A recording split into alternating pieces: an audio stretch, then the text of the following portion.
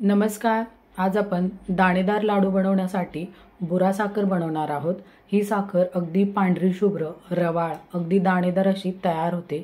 ही साखर कशी तयार करायची ते आपण पाहणार आहोत। इथे मी 1 कप साखर घेतलेली आहे। वजनीप्रमाणे 250 ग्रॅम साखर आहे।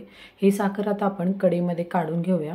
त्यामध्येच आता आपण 1/4 कप पाणी ऍड करून घेणार आहोत। 1 कप साखरेसाठी 1/4 कप पाणी परफेक्ट प्रमाण आहे। हे आता आपण व्यवस्थित मिक्स करून घ्यायचे आहे।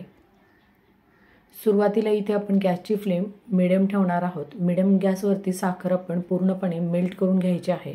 इथे आपण साखर मेल्ट करताना सतत ढवळत राहणार आहोत। इथे तुम्ही बघू शकता साखर मेल्ट झाल्यानंतर लगेच असा फेस येत आहे। फेस आला म्हणजे समजा साखर आपली बऱ्यापैकी शिजत आलेली आहे। ही साखर शिजण्यासाठी अगदी 3 ते 4 मिनिटाचाच वेळ लागतो।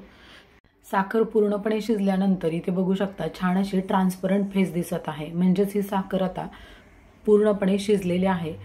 ह्या स्टेजला ही साखर तुम्ही अगदी 2 ते 3 ड्रॉप एका प्लेटमध्ये घेऊन चेक केली तरी चालेल। नसेल तर इथे मी व्हिडिओमध्ये दाखवते त्याप्रमाणे चम्मचमध्ये असे घेऊन ही साखर आपण ड्रॉप करत आहोत।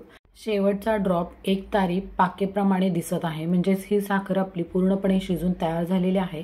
तुम्ही बघू शकता छान अशी ही साखर घट्ट होत आलेली आहे। ह्या स्टेजला जाता आपण ह्यामध्ये ½ टीस्पून तूप ॲड करून घेणार आहोत।